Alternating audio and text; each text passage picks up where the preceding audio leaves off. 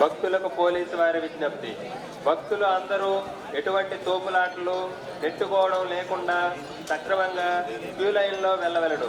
దర్శనం ముగించుకొని శంకుతీర్థం తీసుకున్న భక్తులు దయచేసి ఆ ప్రదేశం ఖాళీ చేసి ఇతర భక్తులకు అవకాశం కల్పించగలరు.